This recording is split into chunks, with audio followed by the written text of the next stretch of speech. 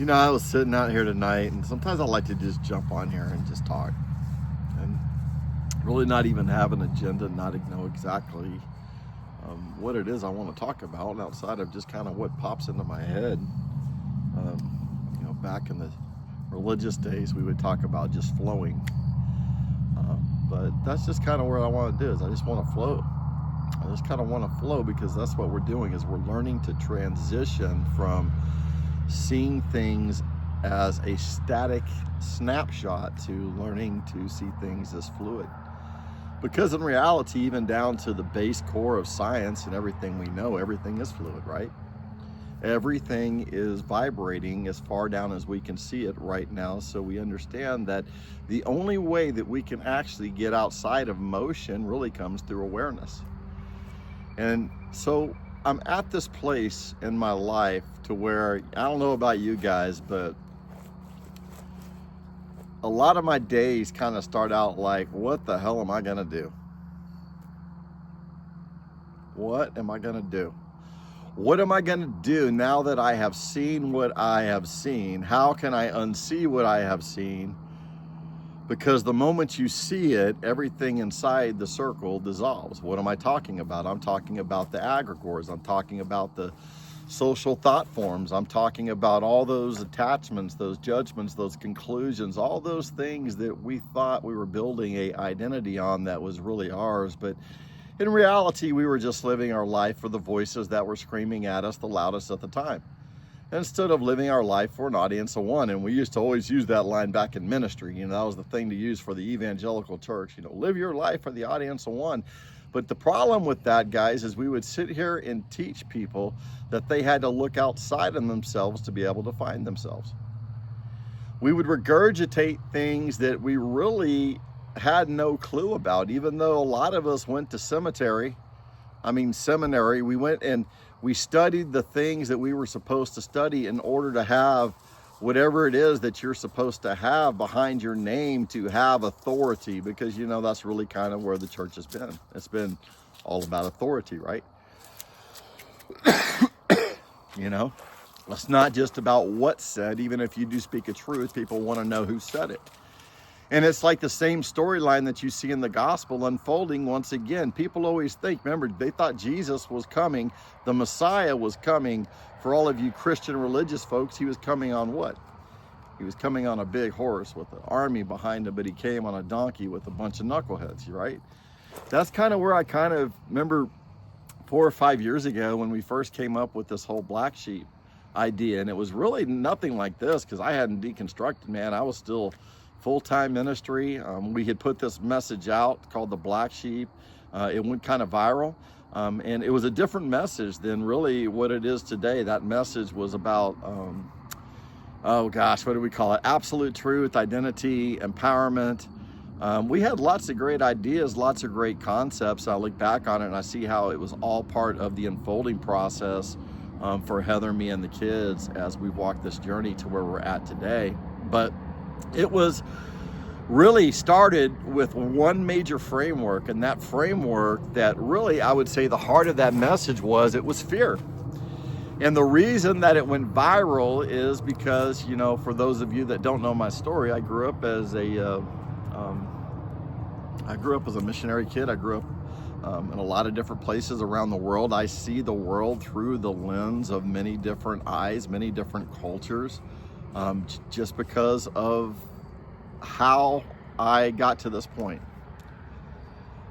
I spent a lot of years in ministry trying to really do something that I thought was helping people, and I was trying to save people and do all these things. I did good things for people, don't get me wrong. But at the end of the day, it was all still rooted through this lens of sin. And when I say that, when I talk about sin, I'm not talking about the 613 mitzvah laws that they taught you in, your evangelical Western biblical Christianity that teaches penal substitutionary atonement, the idea that there was a creator that had a creation, and this creator is all-knowing, and he's all-powerful, and he's omniscient, he's omnipotent, and he knows the beginning from the end, and he's going to make this creation knowing that this creation is going to mess up, and now he's going to need a bloodthirsty sacrifice in order to appease his conscience. I love how my friend Dr. Kay Fairchild talks. If you've never seen her stuff, go check her out. She's amazing. She breaks this stuff down amazing. But what she showed me is when she broke it down in the original language, that's not what sin was. It was not these 613 mitzvah laws that had this, laws that you had to follow, or else this creator that was teaching this penal substitutionary atonement of having to have this bloodthirsty sacrifice to appease its conscience for making the creation that it made in the very first place. And because nobody else could do it, it had to come down and manifest itself in the flesh in order to be able to appease itself, the angry God. And then, of course, the creation that it saves is going to come and worship this creation around a throne room like there's something missing inside what I was taught, or maybe what you were taught. Source, creator, God, spirit, whatever words you want to use for it, was like lacking, like there was really something lacking. And I remember the first time that I figured out and I heard from Dr. Fairchild, and I listened to one of her videos, and I listened to her breaking down the Aramaic, and like I said, y'all need to go check her out. She's amazing. She dives, if that's where you're at in your journey, if you're still very deep into Christianity, or if you're just now starting to come out of that, or if you're just now starting to maybe question full inclusion or all of these different layers within that, man, she is the place to go. She has some amazing stuff. But for me, what changed and what shifted is when I figured out that sin is really, mistaken identity. It's not knowing who you are. It's not these 613 mitzvah laws, and it's the patterns and it's the behaviors that come from not knowing who you are that are the things that really enslave us. And so we miss the mark, and we miss the mark of what? Of who we've always been. And so for me and my journey, as I came from a long line of ministry, a long line of really all I wanted to do was go save people. Shoot, 2020, we were heading overseas. We had like 500,000 leaders from 41 nations all going to go into Africa and raise up 1 million missionaries. We're going to send them into the 1040 window. That was the area of the world that was the least evangelized, so to speak. And it was right at that time that I deconstructed, and I started going down what I call a rabbit hole. What I've come to figure out after a while, it's just a loop. It's just an eternal loop. It's an eternal rabbit hole because it's an eternal unveiling, right? We're not really we always think that we're ascending. That's how our mind works. We work linearly. Like we think that, it's always about comparison. Somebody's always going to come out superior. Somebody's going to always come out inferior. But if you really understand and you really know who and what you are, you're going to understand that you're both. Because if you're not both, then you're not wholeness, right? And what I understand and what I believe is I believe that we are wholeness pretending to be brokenness. Now, what we consider to be broken is really nothing more than our ability to try to perceive something from a scientific level that we're not even understanding 1/1000th of a percent of. And we're not even understanding 0.5 of a percent of what we're seeing in that present reality that makes up that 1/1000th of a percent. So the best we can do right now is we can realize, okay, it's not necessarily the truth that sets you free, because that's what I was told my whole life. It's always the truth that sets you free. I can't tell you how many times I got saved. I can't tell you how many times I got saved before I got into a pulpit to begin to preach to people like you. I can't tell you how many times that I jumped in a car on the way home from a church meeting or something that I had just ministered in, and somebody pulled out in front of me and I said, oh, something like a bad word, and and I spent the whole night praying, because that was the trauma, the religious trauma that I was brought up in. This idea that there was this angry God, this daddy, this angry sky daddy that all he wants to do is just freaking, swat me the very first time that I mess up.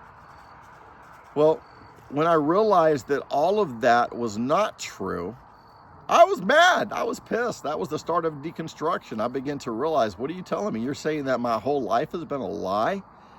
Are you telling me that everything that I believed in, everything that I've wanted to do from since I was a kid is nothing more than me living somebody else's delusion that had been programmed into me? And why do I say delusion? Because really, if you want to track it all the way back to the zero gate, That's the place where we can say, okay, we came into essence. We came into this place of knowing a self. In the very moment that you see a self, you also see not a self, right? You see the duality in all of it. So we experience all of that. And so I'm starting to try and do what many of you are doing, is trying to really understand, okay, now what do I do? Now what do I do? What do you do when you're, oh my God, what do you do when you're in ministry and all you ever wanted to do was be in ministry and all you ever wanted to do is go and preach and live your dream, and you were doing that, right? And then what you figure out is a lot of this stuff that you were doing was nothing more than you just getting good at the systems of man that infiltrated the church that we've actually called God, or we've coined it as God. And that's why we've got almost, what was it, like 40,000 denominations just within our Christian faith. Think of the spinoffs that came from the truth that even Kay just brought out. You know, she was the one that brought that to my attention. Stan Tyra, he was instrumental for me. The guy's like a freaking Yoda. Now, if you ever meet him, he talks like Yoda. Stan, I love you. Thank you for everything that you did for me, because you didn't program me. You gave me the greatest advice that you could ever give anybody, and that was, you need to stay away from influences. You need to stay away from people, because sometimes you got to leave the 99 so that you can go find yourself. And so that's what we did. We went on a, 5-6 year journey down that rabbit hole of just endless questions, you know, popping out of a lot of belief systems. And what we figured out at the end of the day, once again, it wasn't the truth that set us free. It was the things that we have attached ourselves to that we have labeled as truth, that once we were able to pop through those and see it from a different perspective, right? How many fingers do I got? I got 2 fingers, but if I flip it just right, now I got 1, right? So now I'm seeing a different angle. And when you begin to understand who and what you are, that you're not this human trying to have some spiritual experience, you're actually even much greater than any language that you could even define yourself as, because all of it is nothing more than a word that we've attached during a time and a season that humanity grasps for something to create a structure of safety in order for us to either do things, 2 things, either feel safe or manipulate others so that we can feel safe. So that's what's going on right now in the world. I see it. I see it. The same thing that's happened from the very moment that we actually became aware of ourselves, the very moment that we actually felt that first emotion of becoming afraid and not feeling safe, having that self-preservation, was the very moment that we perceive our psyches fractured. But really, in reality, what we did is we just are doing what we set out to do. And that's to experience ourselves in every possible way, without judgments or conclusions against ourselves, and that's to share our story. That's the other thing, is to tell our story. You see, that's where we're shifting to right now, guys, is so many of these aggregors that have these, and when I call these aggregors, these are these social thought forms, right? In other words, it's kind of like the movie The Village. Y'all ever seen the movie The Village, where they have, you know, this village, and it's back in the 1800s or something like that, and they have this creature that lives in the forest, and nobody goes out in the forest, then somebody gets sick, and then they finally have to send somebody out in the forest, and this person pops out on a highway. And long story short, it was an aggregor that was created. It was a social thought form that when the collective began to focus its gaze upon it, it began to manifest. It began to take reality. It began to operate through the lens by which it was birthed. And that's why it's so important for us right now to question everything, right? It's not just what people are saying. We got a lot of people saying the right thing with the wrong motivation, and we got people saying the wrong thing. They got a heart of gold that, man, they're just doing the freaking best that they can. And they're just trying to find a place to be able to express. So yeah, that's really my question tonight that's hitting me more than anything. And that's my question to you is, what are you going to do?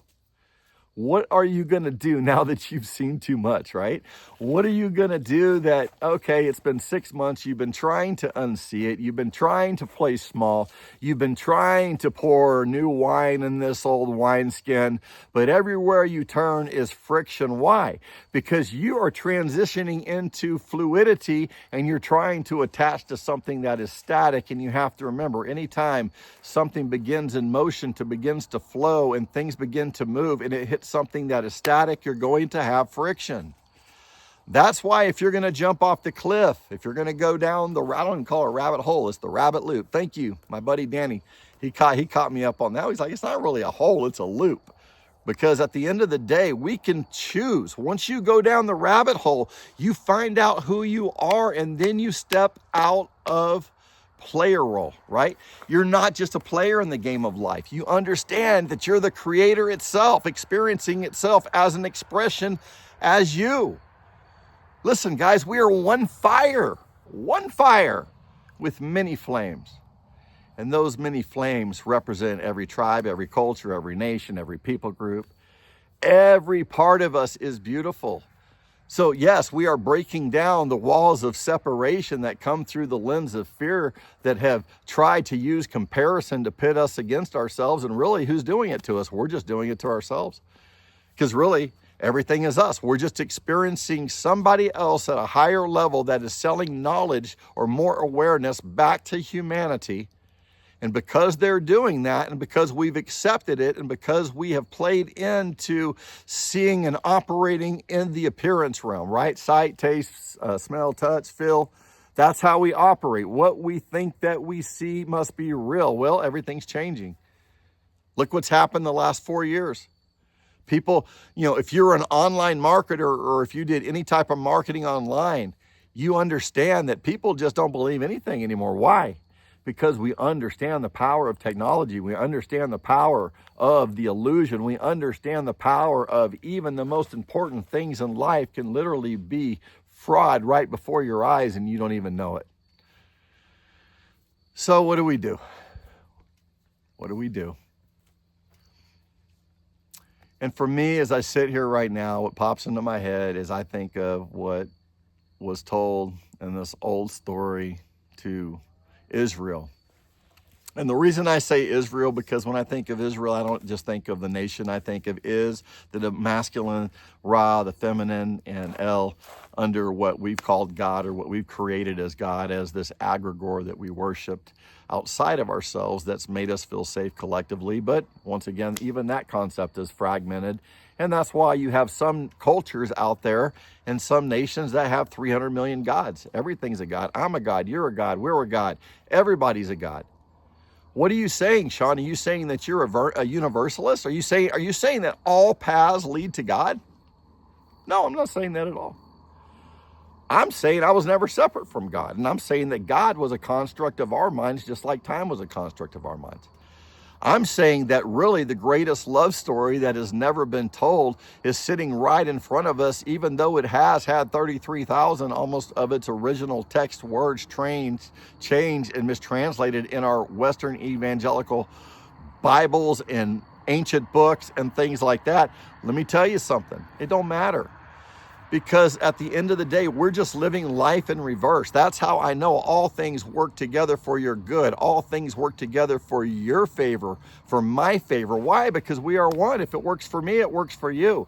The only reason it doesn't work for you is if I don't allow what's working for me to work for you. And if I don't allow what's working for me to work for you, does that really actually mean that I've accepted you as another part of me? Or am I just still looking at you as something that is outside of myself, because that's how we've been programmed for thousands of years? You see, that's the veil that's coming down. It's the lens of separation from the fact that we are not separate fires. We are one fire, many flames. That's what's coming down. But what is coming up is the uniqueness and the beauty of who and what you are.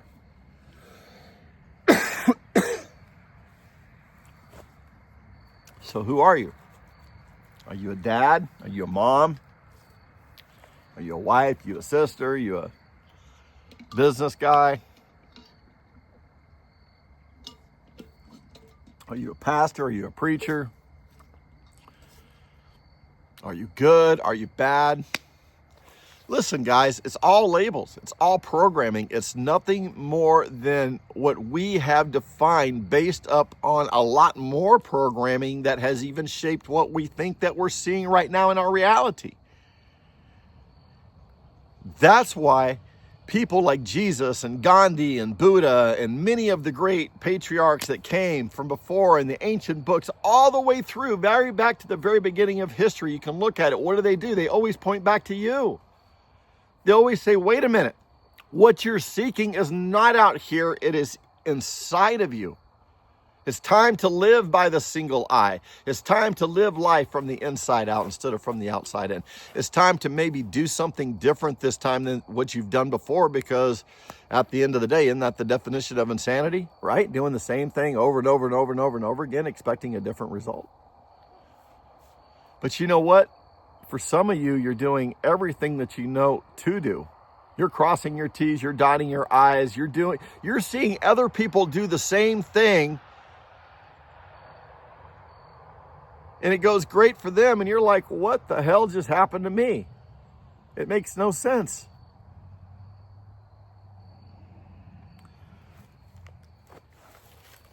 What's brought me so much peace, guys, I want you to try to grasp this. If you can get this, maybe this will help somebody. It's helping me right now, even as I'm saying it to myself. When you begin to understand that everything is you, everything is me. Yes, you are a energy slowed down to visibility in the form of a unique vibration, frequency, all of those things that create your DNA, your gene keys, your trauma keys, all of the stuff that makes you unique from the very beginning of what we know as time creation. You have been on that journey. You have showed up at this time, once again, at this moment, in the body that you've showed up in, with the knowledge that you've showed up in. And if you really think about it, you want to get all spiritual on it, you're in a pretty crucial time right now, right? You're really in the last generation before, we're probably going to see a lot more transhumanism and things like that. Like it's not, like we're progressing very, very, very, very quickly.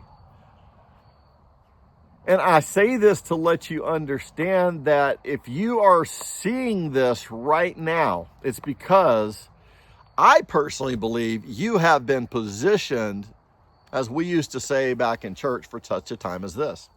What are you being positioned to? Well, if you don't have to do something in order to be something, what is it all about? Well, for me, life is no longer about an outcome. It's about a perception.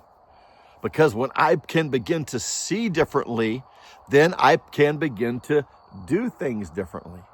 But the problem is we get so locked into what it is that we think we know that we put ourselves in this box, and no matter what comes to us, we end up like the person stranded on top of the house that the helicopter came to rescue him, and the Coast Guard, remember the story?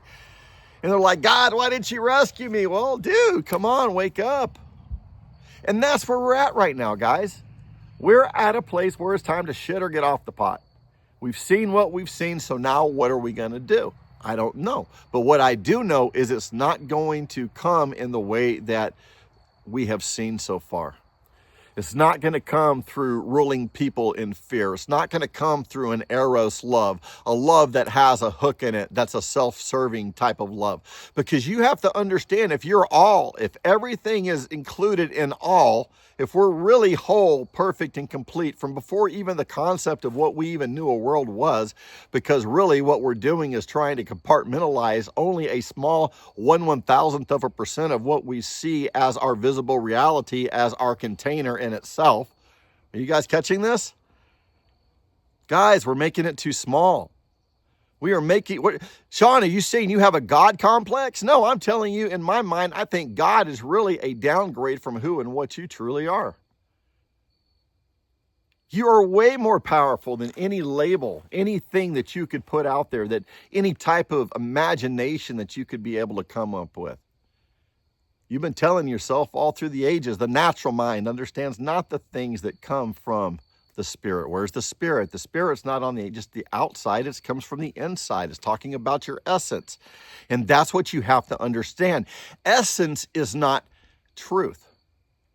Yes, actually, let me back up. Essence is truth. Essence is truth. You are truth. Form is not truth. Okay? And what we do is we attach truth to form because we look at forms in a way that we have created an idol outside of ourselves that now has diminished a view of ourselves. And so what do? We begin to live life through this lens of sin, through this lens of mistaken identity. We don't have boundaries. We do things that maybe are at the lower end of what we would consider the spectrum of how we should treat people and treat ourselves and treat others. And so therefore our patterns and behaviors manifest that all throughout society, and we fragment and we fragment and we fragment and we fragment. But I'm here to tell you guys right now, we are at an all-time high in the world that all 5 of the major aggregors that rule the world, if you look at what those are, your religion, your politics, your money systems, the 5 major biggest ones that are out there right now, they're all at like this level 5 that they're ready to implode. Why? Because we now have new knowledge. My people die because of what? A lack of knowledge. So what are we doing first? We're basically allowing ourselves to have critical thinking. We're saying, yes, we do understand that there's a part of us coming from the inside out that feels very mythological and very much like spirit. But really what that is that just us stepping out into the place that only is able to slow down based upon what we can prove right now. And that's a place of awareness. And that awareness only comes through coherence. And that coherence means being able to align our brain and our heart. And we talk about, like, man, there is so much that we're finding out right now that is flipping the script on everything. But the problem is, it's not gonna flip if we keep doing the same thing that we've been doing. If we keep tolerating the same thing that we've been tolerating. If we keep rejecting the parts of ourselves that we constantly cast away as foreign and we say they're not ours. Just even saying that shows how wounded inside we are, because the moment we say anything is not ours, the moment you say that you're this or you're that, but you're not this and you're not that, you are lost. You don't even know who you are. Now you're stuck back in the simulation. You're stuck back in the matrix, because in reality, you're all of it. We are all of it. We are one flame, many fires.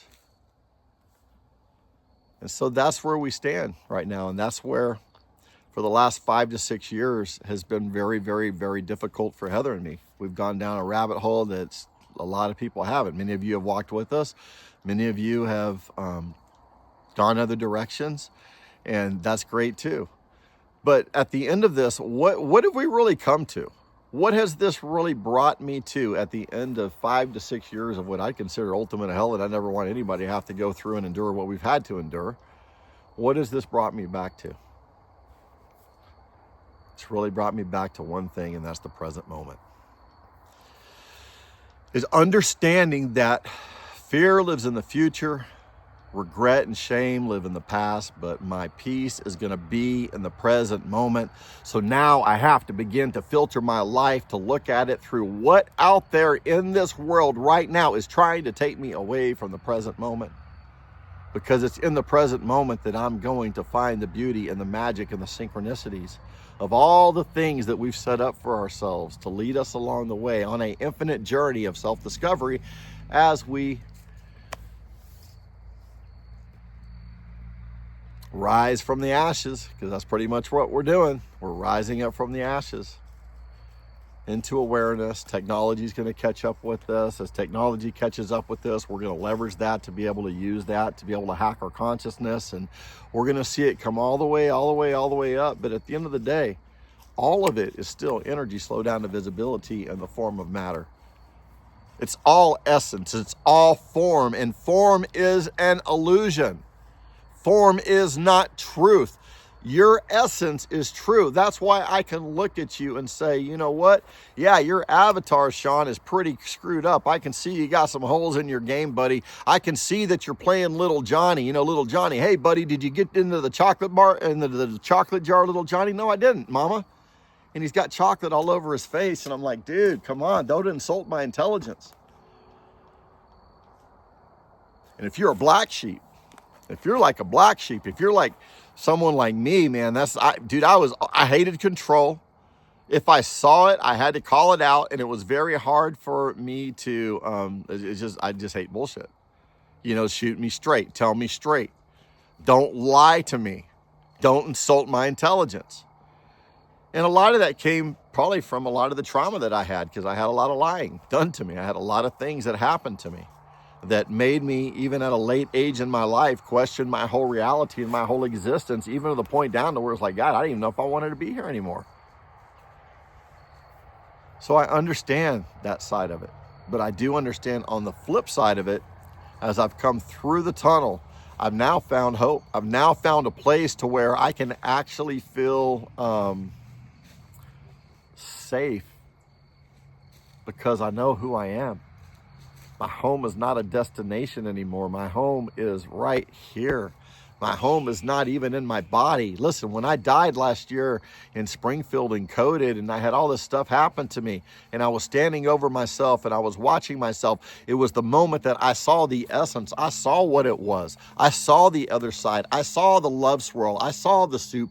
I saw the green and the yellow and the lights and the vibrations and the rhythm and the frequency. And whether that was in my head or whether that was programmed in my head, whether that was medication, I don't care. It was my experience. So all I can do subjectively is go based off what I have seen, because at the end of the day, who am I to tell anybody anything outside of what I can speak to is my personal experience.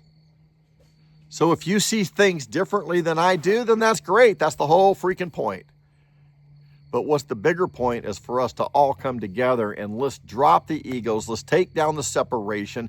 Let's pop and dissolve these egregores that are ruling the world and pitting us against each other, so that a few of us at the top that are in the know can be able to sell it all back out to us to manipulate the masses, to be able to benefit the few.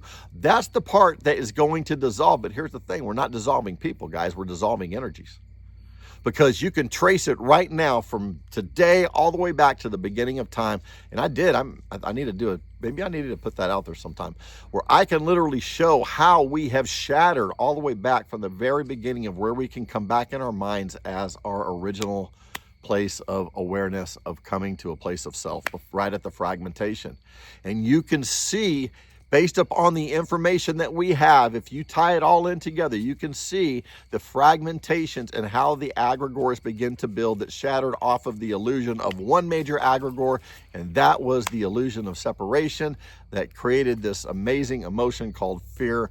And fear is false evidence appearing real. And so now all of a sudden we have a falsehood that enters into our narrative, and we begin to listen to those lower ways of thinking, right? That serpent that is whispering those things that are really, yes, we could do those things, but it's really kind of beneath who and what we are, making us question our identity. That, can I do this? Should I do this? Why should I do this? And that's the problem, guys, is that we've listened to the programming and we haven't listened to our hearts. And so I'm talking to the person right now that has been sitting there your whole life, and you're saying, I have wanted to break out. I have wanted to question. I have wanted to finally come out of the closet. I have wanted to do whatever it is that you want to do. Do it. Do it, because all I can tell you is at the end of all of this, what I've come back to is the present moment. That's your most valuable resource. It's not your dollar. It's not even your family. It's not even your kids. It's not none of that. It is your time. It is your time. You can't get back your time based up on your present current version of yourself living in this static world that is constantly moving, whether you like it or not. That's why we constantly see decay. That's why we age, because really that idea of time is a construct of our minds. Once we encompass really who and what we are collectively, I think humanity, on a global level, I think we're going to reconstruct and redefine even the very constructs of time. And we're already doing it. We're doing it in a practical way that's coming to humanity in a way that we can be able to engage with the awesomeness and the amazingness of who and what we are, but it's going to come to us in a way that it's not going to collapse us. It's going to come to us in a way that it's going to build us up and bring us into this new awakening where we're going to shed a lot of old skins.